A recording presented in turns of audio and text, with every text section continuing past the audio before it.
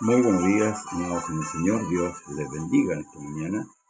Les saludo en el nombre del Señor Jesús, dando gracias a nuestro Dios por su bondad y su misericordia. Les saludamos a todos los que están conectados en esta mañana y que nos continuamente están con nuestro programa Conversando las Escrituras. Saludamos a Mauricio Manuel, que está de vuelta una vez más. Dios le bendiga grandemente a nuestro hermano Mauricio Manuel, que está en sintonía. Dios le bendiga, bendiga a su esposa, bendiga a su familia. Amén. Grandemente. Y esperamos tenerlo nuevamente también en el culto al Señor. Hoy tenemos culto en el lugar de Trieste, 1457, en la comuna de Cerro Navia. Amén. Así que le invitamos a todos los que quieran participar con nosotros. Trieste, 1457, en la comuna de Cerro Navia. Bien, el día de ayer concluimos el capítulo 2 de Segunda de Timoteo. Vamos por el capítulo 3, que Dios nos dé sabiduría, que Dios nos dé entendimiento, que Dios nos dé palabra en esta mañana para poder, hermanos amados, exhortar esta palabra y así poder aprendiendo para nuestra vida espiritual. Amén. Capítulo 3 dice, en el nombre del Señor Jesús, también debes saber esto, que en los posteriores días vendrán tiempos peligrosos, porque habrá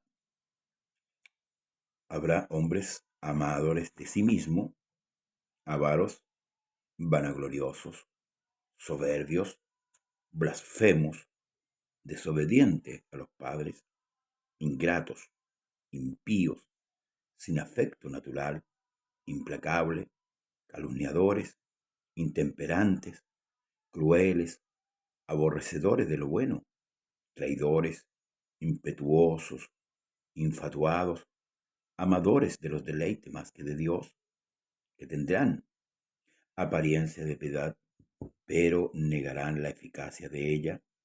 A estos evita. Porque estos son los que se meten en las casas y llevan cautiva a las mujercillas cargadas de pecado, arrastradas por diversas concupiscencias. Están siempre aprendiendo y nunca pueden llegar al conocimiento de la verdad. De la manera que Janes y Jambres resistieron a Moisés, así también estos resisten a la verdad, hombres corruptos de entendimiento y reprobos en cuanto a la fe. Nos describe, Dios bendiga a Nielsen Joan Castro Norambuena. Dios le bendiga. ¿Cómo está, mi hermana? Bendiciones. Nos describe ciertamente, hermanos amados, el carácter en los tiempos finales de los hombres. Pero, ¿sabe? Si nosotros ponemos a pensar en todas estas características que tienen estos personajes, ciertamente nos da y nos apunta, ¿verdad?, para el mundo, ¿verdad? Podríamos pensar así. Pero el mundo, el sistema mundanal, como hablamos ayer, que es llevado por los hombres, la humanidad, el hombre natural, que no percibe las cosas del espíritu porque para él le son locura, no tiene nada que ver con lo que está hablando el apóstol a Timoteo, porque ciertamente el hombre que es natural es así, es común. Podríamos decir que es hasta normal que sea avaro, que sea un hombre maldiciente, que no tenga afecto natural. Pero ciertamente esta carta, que es muy explícita para Timoteo, está hablando de hombres que están dentro de la iglesia. Sí, porque concluye y dice, hermanos amados, que tendrán apariencia de piedad. O sea, van a aparecer hombres píos, pero van a negar la eficacia de ella, o sea, no la van a practicar. Solamente apariencia. No es lo mismo ser que parecer. Eso hace una diferencia. Ser y parecer. Y advierte con énfasis el apóstol, ¿por qué razón? Porque estos están dentro de las iglesias. Y claramente el Señor le dice a Timoteo, a estos evita. ¿m? Hay que cuidarse de ellos, ¿verdad? Para que no hagan daño también a la congregación. Es como los lobos disfrazados de oveja, ¿m? Que Jesús también advierte de aquellos hombres impíos, corruptos, reprobos de entendimiento. ¿M? Luego dice que se meten, dice, en las casas y llevan cautiva a quienes, a las mujercillas cargadas de pecado, arrastradas por diversas concupiscencias. Están siempre aprendiendo y nunca pueden llegar al conocimiento de la verdad. Y aquí cita a Janes y Jambres, ¿verdad? Que aparecen en el libro de Éxodo. ¿Y quiénes fueron? Janes y Jambres. Vamos a ver, porque aquí tenemos una comparación y eso es importante, hermanos. Dice en Éxodo 7:11, dice, entonces llamó también Faraón sabios y hechiceros. Hicieron también lo mismo los hechiceros de Egipto en sus encantamientos. Estos son los que resistieron a Moisés. Cuando Moisés lanzó la vara, y ellos también convirtieron, la vara se convirtió en serpiente, y ellos también convirtieron la vara en serpiente. O sea, por eso que el apóstol dice que tendrán apariencia de piedad, o harán lo mismo, o casi lo mismo, ¿verdad?, que un verdadero cristiano, creyente, pero en el fondo negarán la eficacia. Por eso que es importante ver los frutos de cada uno, y por eso que advierte la condición, la actitud que el hombre y la mujer tengan dentro del cuerpo de Cristo. Dice, pero más no irán más adelante, porque su insensatez será manifiesta a todos, como también lo fue la de aquellos. ¿Ve? O sea, aquí Dios va a preocuparse, o Dios va a procurar que su maldad salga a la luz, que sea manifiesta. ¿Para qué? Para proteger a la iglesia del engaño. ¿Mm? Pero tú, dice a Timoteo, has seguido mi doctrina, conducta, propósito, fe, longanimidad, amor, paciencia, persecución, padecimiento, como los que me sobrevinieron en Antioquía, en Iconio, en Listra, persecución que he sufrido, y de todas me ha librado el Señor. Y también todos los que quieren vivir piadosamente en Cristo Jesús padecerán persecución. Aquí hay una serie de cosas que le acontecieron al apóstol, pero también está el ejemplo de Pablo hacia Timoteo, de cómo fue Pablo en su comportamiento. Y Timoteo fue testigo, y por eso que el apóstol le recuerda, no recomendando ser ciertamente con vanidad ni con ego, no, le recuerda de cómo él fue, ¿cierto? Cómo fue su comportamiento en cuanto a la predicación del Evangelio. Y esto también habla, por ejemplo, cuando el apóstol Pablo dice que debemos considerar a los que están por delante, ¿cierto? Que han sido ejemplos de nosotros, y seguir, ¿cierto?, sus pisadas, por decirlo así. Hermanos amados, que sean conducidos rectamente, ser imitadores de aquellos. También dice, los que quieren vivir piadosamente en Cristo Jesús padecerán persecución, porque ciertamente la impiedad se incomoda con la piedad. Y aquí están los dos extremos que siempre la Escritura muestra, los contrastes de la vida, el hombre pío y el hombre impío, el Hijo de Dios, el Hijo del diablo, las tinieblas y la luz, Dios y Beliar. Ahí, hermanos,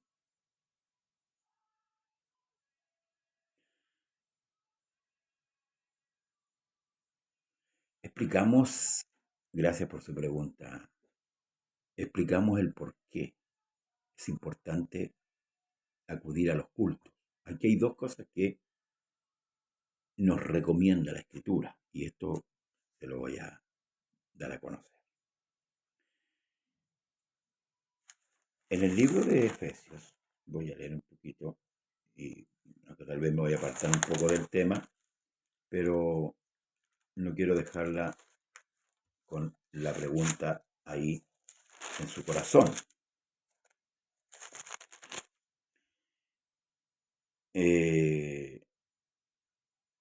En el capítulo 4 dice, verso 11, escuche, y él mismo constituyó a unos apóstoles, a otros profetas, a otros evangelistas, a otros pastores y maestros, a fin de perfeccionar a los santos para la obra del ministerio, para la edificación del cuerpo, hasta que todos lleguemos a la unidad de la fe y del conocimiento del Hijo de Dios, a un varón perfecto, a la medida de la estatura de la plenitud de Cristo, para que ya no seamos niños fluctuantes, llevados por doquier de todo viento de doctrina, de estratagemas de hombres, que para engañar emplean con astucia las artimañas del error. Voy a detenerme ahí y le invito a leer este capítulo 4 que habla a la iglesia.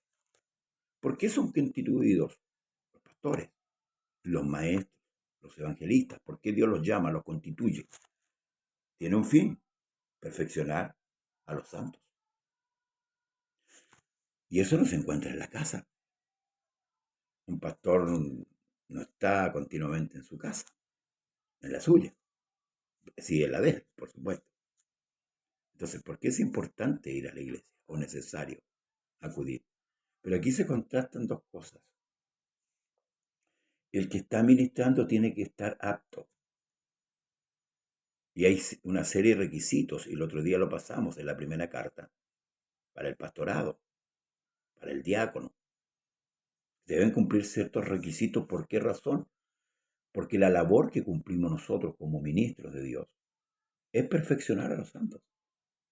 Cuando usted se arrepiente, yo no sé si usted se ha bautizado, cuando usted se arrepiente y toma el nombre de Jesús, usted es perdonada, usted pasa a ser santo, apartada. Pero ahora viene la otra etapa, que es la perfección, y eso usted no lo consigue en su casa. Es imposible conseguirlo en la casa. Dios bendiga a nuestro hermano Mario Bustos y a su esposa Celsa. Amén. Entonces, por eso que es importante congregarse. Pero se tienen que converger los dos puntos. Si bien es cierto, de un tiempo a esta parte, se ha degenerado, en cierto modo, por ocupar una palabra, la administración. Se ha corrompido. Pero esto tiene que mejorar. Esto tiene que, hermanos, endecharse. Entonces, tanto el ministro de Dios debe estar preparado para preparar. Por eso que Pablo dice, para perfeccionar a los santos. Esa es nuestra tarea, nuestro trabajo. Es un trabajo, perfeccionar a los santos para la obra del ministerio. Entonces, por eso que también en Hebreo dice, no dejando vuestras congregaciones, como muchos tienen por costumbre. Es importante y es necesario congregarse, sí. No ir a la iglesia porque la iglesia somos nosotros. En el momento que usted se arrepintió, tomó el nombre de Jesús, ¿cierto? Dios regaló su Espíritu Santo a usted. Usted pasó a ser templo de Dios, iglesia. Y la iglesia es un grupo de hombres y mujeres que fueron llamados afuera, fueron sacados del mundo y llamados a otro sistema. Salir del sistema mundanal y entrar al reino de Dios, ¿cierto? Él nos traslada. Y por eso que es importante y necesario estar. Lo otro, si yo no, no tengo comunión con mi hermano aquí, esperaré tener la comunión con él allá. Entonces ahí está la importancia y espero haberle respondido su pregunta, amiga Nielse. Seguimos. Si quedó satisfecha, le quedó claro. Ya, muchas gracias. Amén. Bien. También todos los que quieren vivir piadosamente en Cristo Jesús padecerán persecución. Más los malos hombres y los engañadores irán de mal en peor, engañando y siendo engañados. Entonces, nosotros no debemos preocuparnos de esas cosas en cierto modo. Ya me voy a ir de la iglesia porque este hombre aquí hizo esto. No. O sea, me voy a ir del lugar donde me congregaba, porque pasó esto. Ahora, el mismo Señor dijo que es necesario que vengan escándalos. Ahora, ¿por qué? Porque sale a la luz la maldad del hombre. Pero esto no nos da a nosotros una autoridad como para abandonar el cuerpo. No nos da lugar. No nos da esa autoridad. A veces, ya me voy, no me congrego nunca más. Y nunca más vuelvo. Porque algún pastor, algún hermano me defraudó. No, no, porque eso está advertido. Está advertido en la Escritura. Por eso que es importante que el creyente se vaya nutriendo de la Escritura para que vaya madurando y ya no sea, como dice aquí, como niño fluctuante, llevado, ¿cierto?, por doquier viento de doctrina. ¿Mm? Entonces, luego dice, le recomienda, eh, pero persiste tú en lo que has aprendido y te has persuadido sabiendo de quién has aprendido. Por eso, nosotros tenemos una gran responsabilidad delante de Dios y delante de los hombres. Y por eso es importante la oración, orar por vuestros pastores, orar por aquellos que están por delante, porque tenemos también necesidad. Pasamos por necesidades como todos los mortales. Es la diferencia que Dios nos ha apartado para el ministerio, que Dios nos ha apartado para perfeccionar santos, pero a través de la palabra, a través de la escritura. Mientras más conocimiento de Dios haya, pero conocimiento real, el creyente se va a ir apartando paulatinamente del mal. Ese es el concepto. Amén. Esa es la idea. Porque antiguamente, por ejemplo, Israel no conoció los caminos del Señor. Sí conoció las obras. Usted puede ver en el Antiguo Testamento todas las obras que Dios hizo. Y ellos se gozaban con la obra de Dios. Pero luego se olvidaban. Se olvidaban. Cuando Dios hacía una obra, hacían fiestas, se gozaban, saltaban, gritaban. Pero cuando venía algo difícil, se olvidaban de Dios.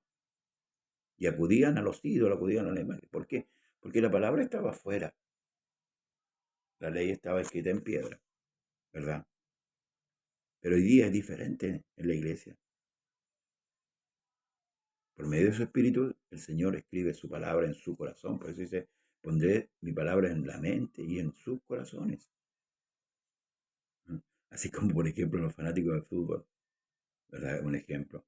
Me acuerdo que hay una propaganda, come fútbol, vive fútbol. Nosotros igual. Debemos vivir día a día con la palabra en nuestra mente, en nuestro corazón. Ser llenos de Cristo, ser llenos de Él. Porque ciertamente tenemos una lucha y en nuestra humanidad somos débiles, pero en Cristo somos fuertes. Debemos reconocer nuestras debilidades, nuestras flaquezas. Pero también debemos reconocer nuestra fortaleza en Cristo. Entonces es necesario estar en Él. Es necesario estar en las cosas del Señor. Ciertamente, claro, nosotros tenemos nuestros trabajos. Pero por eso es que Dios demanda de nosotros o nos aconseja que no debemos afanarnos en otras cosas que no sean las cosas del Señor. Porque todas las cosas que usted se afana, que son terrenales, van a perecer un día. Ya no van a estar un día. Y además es lo mismo que en la muerte. En la muerte nosotros podemos llenarnos de riquezas, llenarnos de bienes, pero ninguna de esas cosas ciertamente nos vamos a llevar.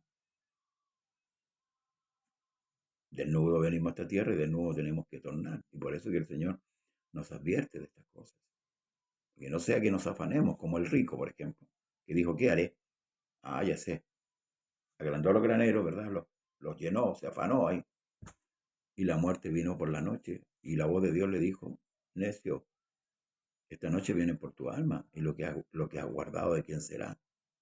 Se captó el rico, claro, se captó y dijo, alma mía, gózate, porque muchos bienes tiene y para mucho tiempo.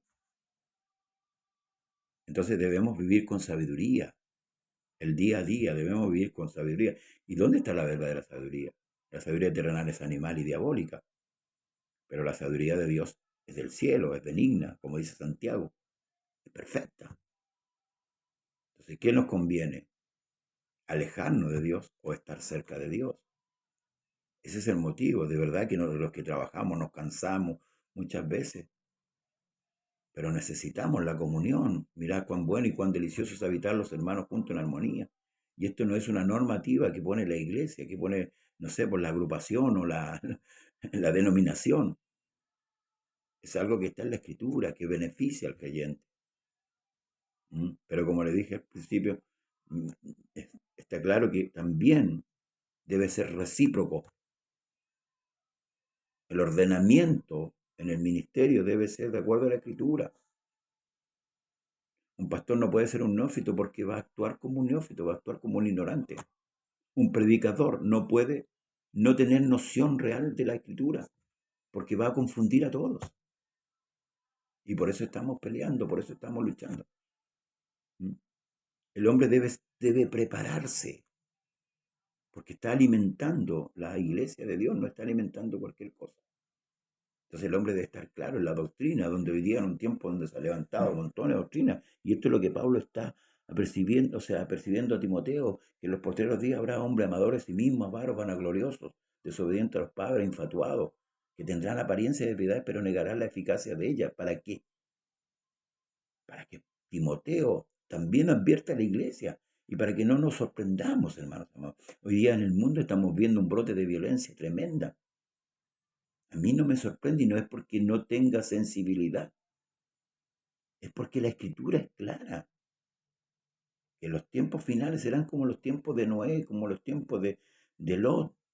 En los tiempos de Noé había violencia, en los tiempos de Noé se casaban, se daban en casamiento. Hoy día tenemos en una debacle en lo que es el matrimonio. Entonces, aquí es donde estamos despiertos, aquí es donde estamos velando, donde estamos mirando las situaciones que están pasando y que nos están, hermanos, afirmando que la venida de Cristo, el arrebatamiento y los juicios de Dios se acercan. Sí, entonces debemos escapar de los juicios de Dios. Dios vino en carne para darnos vida y vida en grande abundancia, porque en Ezequiel dice, quiero yo la muerte del que muere. En ninguna manera Dios no quiere la muerte del hombre. Si hubiera querido la muerte del hombre, hubiera eliminado a Adán y a Eva en el huerto y se acabó. Sin embargo, le prometió salvación a su creación, salvar su creación. Entonces, debemos considerar estas cosas. Luego dice, pero persiste tú en lo que has aprendido y te persuadiste sabiendo de quién has aprendido y que desde la niñez has sabido las sagradas escrituras, las cuales te pueden hacer sabio. ¿Ve? ¿Para qué? Para la salvación, por la fe que es en Cristo Jesús. Toda la escritura es inspirada por Dios, útil para enseñar, para redarguir, para corregir, para instruir en justicia, a fin de que el hombre de Dios sea perfecto, enteramente preparado para toda buena obra. ¿Me conviene la enseñanza? Claro que me conviene. Yo sé que en muchos lugares hoy día van a entretener a la gente. Sé que hay muchos lugares donde la música predomina por sobre las palabras y la gente se va vacía y vuelve vacía a sus hogares y no tiene de qué echar mano. En los momentos difíciles no tiene que echar mano, entonces a veces toma decisiones que no son las correctas. Y estas decisiones a veces, hermanos amados, no se alejan de Dios. Así que el Señor le dice, hay caminos que al hombre le parecen rectos, pero sus caminos son el final del camino es muerte. Ahora, como dije antes, Israel conoció los caminos del Señor, pero las obras del Señor, pero no los caminos. Sus caminos notificó a Moisés y a Israel sus obras. ¿Ve? Entonces, claro, los judíos, usted le pregunta una obra del Señor, un prodigio, y eso es lo que muchas veces hoy día está pasando en la iglesia. Los predicadores están mostrando las obras de Dios, pero no los caminos. Entonces, cada cual hace lo que quiere dentro de la congregación. Cuando quieren se congregan, cuando quieren oran, cuando quieren ayunan, cuando quieren buscan a Dios, cuando quieren leen la escritura. Y eso va debilitando la fe a la larga, hermanos, hermanas. Eso va debilitando al creyente en esta lucha, porque no vamos a tener las armas para poder pelear contra el adversario. Acuérdese que el diablo anda cual león rugiente buscando a quien devorar. Por eso usted ve los fracasos en muchos cristianos.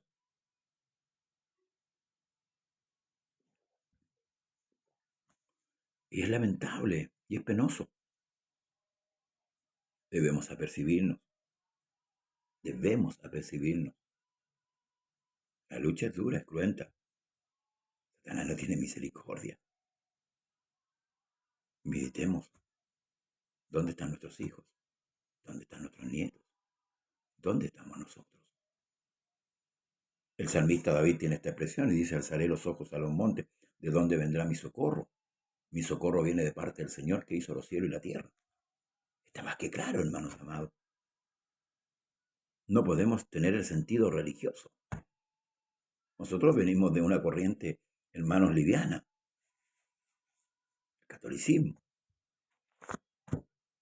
¿verdad? Muchos vienen de ahí y salimos de ahí. Yo que te diga, no, yo nací en una iglesia angélica, no, pero el protestantismo salió de allá, a través de Lutero, a través de Calvino. Y por eso es que muchas veces adoptamos las mismas costumbres. Conocemos que Jesús es Dios, alabado sea el Señor. Pero siempre lo he dicho, ese es el fundamento. Es como decir, yo creo que hay un Dios. Yo creo que Dios existe porque esto no se creó solo. Amén. Pero ahora debemos argumentar el nombre de ese Dios. ¿Qué es lo que hace Dios? ¿Qué es lo que quiere Dios? O sea que Pablo por ahí a una de las iglesias le dice que él está en constante oración para que nosotros sepamos, conozcamos a Dios y conozcamos su voluntad. Ahí están las dos cosas. Ahí está la clave, hermanos amados, para nuestra vida espiritual. Conocer a Dios, punto uno, y conocer su voluntad, lo que Dios quiere. ¿Qué es lo que quiere Dios de mí? Porque cuando yo no conozco la voluntad de Dios, me voy a dejar llevar por la corriente más fuerte. Por eso una vez tiempo atrás yo hablé sobre los dos pensamientos, el pensamiento judío, el pensamiento griego. Mire, es tan fuerte el pensamiento griego que en la época de Roma terminó gobernando a Roma. Si bien es cierto, los romanos tenían el gobierno, el imperio, pero su ideología era diferente. ¿Y cómo se lo muestro? Claro, la cantidad de dioses que tenían los romanos. ¿Y quién les enseñó eso a los romanos? Los griegos. Porque las naciones son mal dirigidas. Porque los consejeros que tienen los gobernantes no creen en Dios, pues. Con esto no te voy a decir que el pastor se postule a un candidato. No, no, no, no. Porque ellos no aceptan la idea de Dios, realmente. Porque están llenos de riquezas, de dinero, de ambiciones. Entonces Dios para ellos pasa a un segundo plano. Es una locura pensar en Dios cuando me estoy enriqueciendo. Es una locura pensar en Dios cuando estoy lleno de placeres, lleno de mujeres. Para el hombre natural, sí. No así para el espiritual, que conoce su fin. Eso hace la diferencia entre el pío y el impío. Y por eso debemos, hermanos amados, inclinarnos cada día más a Dios y su palabra. ¿Cuán importante es la palabra de Dios? La palabra de Dios mismo. La palabra de Dios mismo. En el principio era la palabra, el verbo. El verbo era con Dios y el verbo era Dios. Y aquel verbo se hizo carne. Todo lo que enseñó Cristo en esos 3 años y medio a sus discípulos. Ellos fueron tan fieles que lo llevaron a cabo y usted lo puede leer en el libro de Hechos. Y luego Pablo, Pedro, Juan, Judas, Santiago se preocupan de adoctrinar la iglesia. La doctrina es la forma que Dios nos da. Dios quiere formarte. Tu carácter y mi carácter nos sirven en este camino. Porque estamos viciados. Por eso que Jesús dijo, carne ni sangre no pueden entrar. Y aún más le dijo a Nicodemo que tenía que nacer de nuevo. Nicodemo pensó humanamente. ¿Cómo viejo yo meterme en el vientre de mi madre y nacer por segunda vez? Imposible. Imposible. Lo que Jesús estaba diciendo a Nicodemo, para Nicodemo, era una locura. Para Dios no. Para Dios no. Porque no hay imposible para Dios. Lo que es imposible para el hombre es posible para Dios. ¿Puede Dios transformar a un hombre? Sí. Dios tiene el poder para cambiar, para transformar. Póngase a disposición del Señor. Empiece a tomar su Biblia. Empiece a leerla. Empiece a orar y congregarse. Congréguese. Muchos leen, y con esto voy a concluir, muchos libros seculares. y juzgan a la Biblia con esos libros. Entonces, que al final la Biblia para ellos no va a tener ningún valor. Pero lea primero la palabra del Señor y a través de ellos juzgue a los otros. Juzgar no siempre es condenar, por si acaso, para que no piensen. Juzgar es, como yo siempre he dicho, yo miro el día y digo, va a ser calor, va a ser frío, estoy juzgando el día. No siempre es condenar. Entonces, hermanos, recapacitemos. Amemos la palabra de Dios y pedirle a Dios que nos ayude a ponerla por obra. Por eso que Dios dio su Espíritu Santo. Esa es la razón de nuestra fe. Debemos dejar el pecado, abandonar la maldad. Ciertamente el enemigo siempre está con mucha sutileza, con mucha astucia. Dios bendiga a nuestra hermana Osmilda Torres de Cuba. Siempre está ahí, pero más vale su alma. Recuerde que Jesús, el Dios que creó todas las cosas, escuche bien, y aquí tomen el valor a su alma. El Dios, el creador del universo, fue capaz de venir a esta tierra y padecer por su alma. ¿Se da cuenta cuánto le ama el Señor? ¿Se da cuenta el amor de Dios para con usted? Que Dios, el creador de todas las cosas, se haya vestido de humanidad y haya muerto por mí. Haya pagado mi pecado, pero también haya resucitado. Dios bendiga a nuestra hermana Laura Sáez. Ahí está el amor. Ahí está el amor de nuestro Dios. Porque de tal manera, escuche bien, porque de tal manera amó Dios al mundo, que ha dado a su Hijo unigénito, para que todo aquel que en él cree no se pierda, mas tenga vida eterna. Ah, pastor, pero ahí dice el Hijo. Sí, el Hijo es la carne. Hijo porque vino en nuestra naturaleza, pero sin pecado, pero era Dios. Romanos 9:5 dice que Cristo es Dios, bendito por los siglos. Pablo dice que Dios estaba en Cristo reconciliando consigo al mundo. Si usted no se ha reconciliado con Dios, hay tiempo para que se reconcilie. Sí, hay tiempo. Hoy día tuvo un nuevo día. Usted que no ha descendido a las aguas, que sus pecados no han sido perdonados. Medite. Dios le ofrece vida y vida en grande abundancia. Él cuando entra dice, yo no he venido a condenar al mundo. Él vino a salvarlo.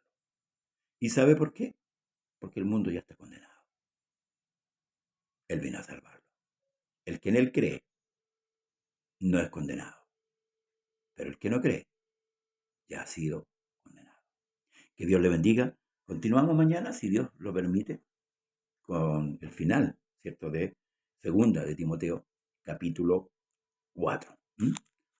Un abrazo para todos los que han estado en sintonía. Mario Augusto Carreño, Nielsen, Joana Castro Norambuena, Osmilda Torres, Laura Sáez, amén, y todos los que nos acompañan también por el canal de YouTube, amén, aquellos que a través de WhatsApp reciben los mensajes por la mañana, les bendecimos en el nombre del Señor. Y no se olvide congregarse. No se quede en casa. Lo otro, que usted, cuando conoce la Escritura, usted tiene la autoridad de exhortar a su pastor, o al hermano, o a la hermana, pero en el Señor sí se está desviando. Así como también el otro tiene la autoridad de exhortarlo a usted cuando se desvíe.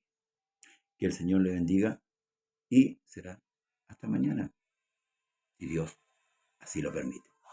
Bendiciones. Jesús le bendiga. Comparte el video. Amén. Bendiciones.